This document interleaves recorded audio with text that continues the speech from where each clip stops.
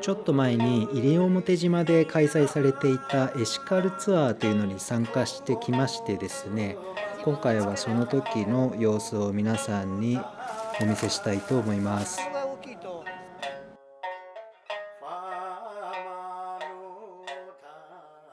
こちらはガイドの国見さんという方です。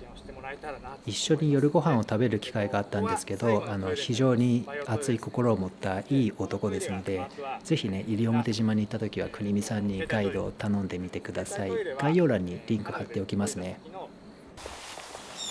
これはピナイサーラの滝にカヤックで向かっているところですね。でそれ以外が私有地で、ピナイサーラはここになるんですけど、こことかなんとなく道っぽくなってるけど、これ多分イノシシが歩いてるわけで、こう持った時にちょうど頭の上に置いてこうぶら下がるような感じで持ちます。全然じゃあもう乗りましょうか。じゃあ女性の方来ていただいて、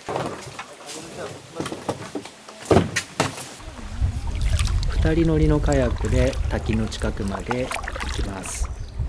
30分ぐらいですかね、カヤック越えれたのは。前綺麗な景色。ここから頑張りすぎずに大丈夫です。マングローブの森の中をこんな感じで進んでいきます。すごい。ウミヘビ逃げてっちゃった。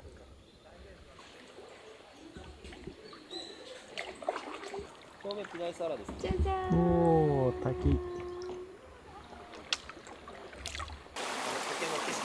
カヤックを降りた後はこんな感じの森の中をトレッキングしていきます。で、難易度は全然高くないので誰でも行けると思いますね。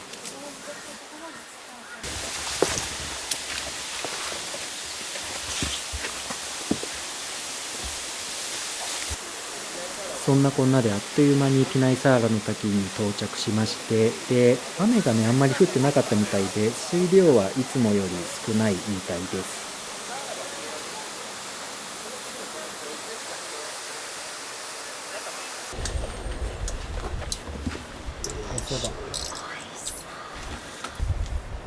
これが女性用ので、こっちが男性用ですね。すごい山盛り。確かに美味しそう。いただきます。いただきます。箸口つけ。この日の夜ご飯はキッチン稲葉というお店で地元の食材を使ってビーガン対応をしていただきました。事前に連絡すれば対応してくれると思いますので、ぜひ利用してみてください。その後は浦内川の島唄ナイトクルーズに参加しました。はい、皆さんこんばんは。これからもね、出港しますのでね。う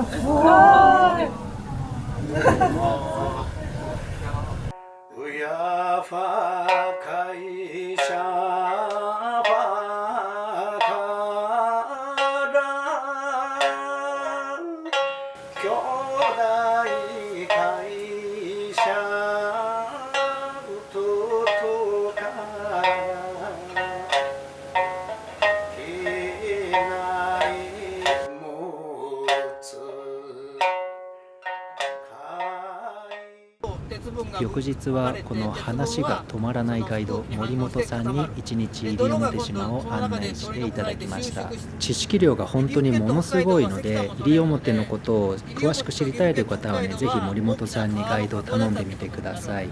要するに日本の近代化を支えたのは明治以降ね、石炭、あと紡績、生糸ですね、あと黒糖だったんだ、砂糖だったのね。なのでその明治時代の古いものは世界遺産になってるわけね。ただイノシシが増えすぎて3ヶ月で子供産んじゃうんでね。3ヶ月、3ヶ月で6頭産むんですよ。で餌が多いとどんどん増えちゃう。3ヶ月で6頭。ネズミ山の。そう。でもイノシシがいないと西表島の土は酸性土壌なんで、粘土質だから植物が育たない。だから適当な数がいると土と落ち葉を混ぜてくれて畑の土に変えてくれるんですけど、でそこに種が落ちて植物が育つんですけど、増えすぎると次々に掘り起こすからいつまでたっても植物が育たない。そうするとどんどん水蒸気がで蒸発しちゃうから乾燥化が進む。そうすると湧き出してくる水が減る。だからイノシシが増えすぎて今問題になってるのはね、ヤギが増えてるんです。これが全部こう書いてありますけど、こういうところには夜行性の生き物が隠れてます。いないですね。ハゼの木、漆の仲間ですね。でこのハゼの木の実を使って和ろうそくの原料にします。ここは野生でいっぱいあるわけよね。で本州は昔ろうそく作ってたんで、本州にはなかったんで、中国とかこちらの方からいっぱい入れてるわけよね、ろうそくの産地っていうのはね。和ろうそくの原料になります。でハゼの木は漆の仲間なんでかぶれます。だから知っとくとね、大丈夫です。皆さんマンゴー好きですか？はい、マンゴーも漆の仲間ですよ。だから弱い人はマンゴー食べてもかぶれるんですよ。でマングローブはこの根っこで呼吸してますから、この根っこを痛めつけちゃうとマングローブの木は枯れちゃうんですよ。要するに常に泥の中に生えてますから、水の中に。ってことは酸素が供給されないんです。なので自分たちで作った二酸化炭素を吸収して酸素に変えますよね。で取り込んだ炭素は幹や根っこになるし、でたくさん酸素を作って一部はね自分の根元に送り込んでるんです。で送り込んでて、で根腐れを防いでる。昨日裏内側行った時に枯れたマングローブなかったです？あれ根っこが見えなかったでしょ。根っこで呼吸してるんで、例えば人間が踏みつけてこれ折ってしまったり、土砂が溜まってこの上に全部根っこが覆ってしまうと呼吸ができなくなるので、マングローブは枯れちゃうんですよ。これでね、昔竹かごを編んだりざるにしたりね、あと釣り竿にしたりしてました。こちらですね、バーキ蓬莱地区です。だから昔の生活用具っていうのはほとんど、ね、自然のもので草のつるを使ったり、こうやって竹を使ったりしてたんで、昔石炭が発見されて内離島、外離島で採炭が始まったのね。で当時は三井が掘ってたんですけど、人が集まらないので囚人を送って囚人が掘ってたのね。これが記録とかないと昨日はパク食べてしまってこの星の形してるのはスターフルーツ。酸っぱい。なるほど。ご飯を食べた後は漂着ゴミのビーチクリーンに参加しました。この漂着ゴミというのはね、非常に大きな問題の一つになっていて、このプラスチックの過剰利用というのも本当にね、こう考えていかないといけない問題の一つですね。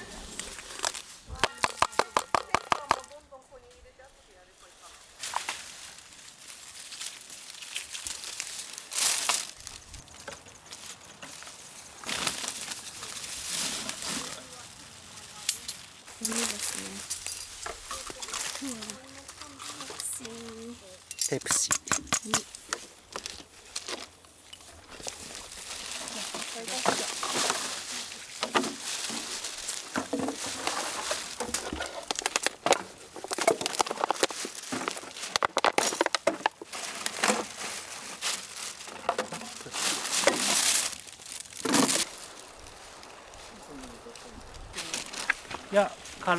こんなでっかいプラスチックのバケツがね、どうやって海に流れていくのか本当不思議ですけどね。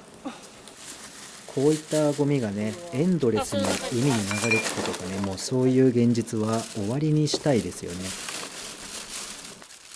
ゼンマイを食用として栽培してるんで。これは森本さんの畑ですね。そう。一人でやってるんで。何年住んでるんでしたっけ？もう45年。これぐらい大きいとサクサクして。塩と伸びてるやつ？そう、上でこう巻いてるゼンマイです。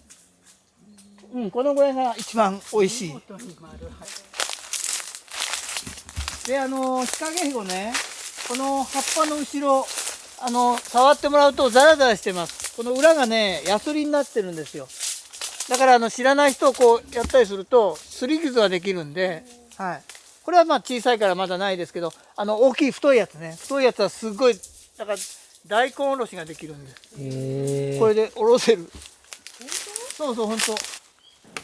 草木染めで有名な工房にお邪魔させていただいて、ヒルギ染めっていうマングローブの木の皮の部分を使って草木染めをする体験をさせてもらいました。これがマングローブの木ですね。ヒルギと言います。このマングローブの木は国から特別に許可をもらって草木染めのために栽培しているものを使っているそうです。天然のマングローブはもちろん取っちゃいけないので、ここでできるヒルギ染めっていうのはね非常に貴重な体験です。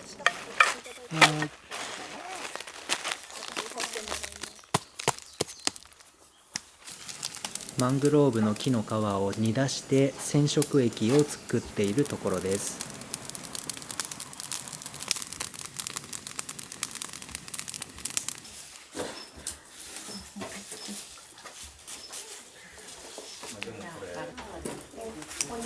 全体にこう、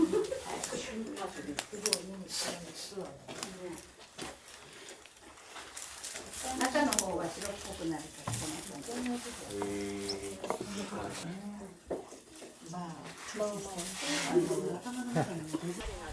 このその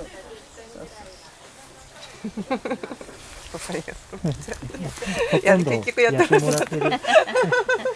自分の力関係があるんだけど、本当はい、自分の握力で。しゃぶしゃぶしゃぶしゃ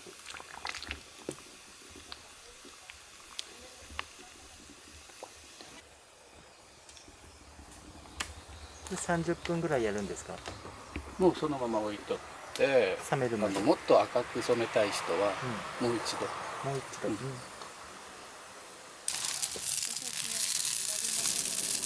それで今この火力調整をしている方がですね、中程長治さんという映画監督さんで、アメリカのシューズブランドのキーンさんがですね、西表島を守ろうというアスフォー西表というプロジェクトをやってるんですけど、その映画の監督をされています。で、この映画は YouTube でね無料で公開されているので、興味があったら見てみてください。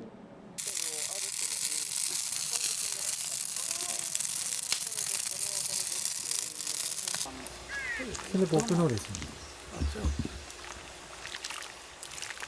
大丈夫か。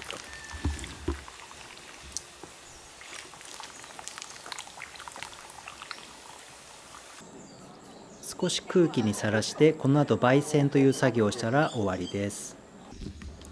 この子はね3本足の工房の番犬です。ちょっとね名前忘れちゃったんですけど、映画にも出てきます。黄色からピンクに。ちょっと赤みが出た色に変わります。はい、どうぞ。そうはないでね。それでいいね。どれくらいですか？30秒。30秒。染みるような感じで。かぶしちゃうかな。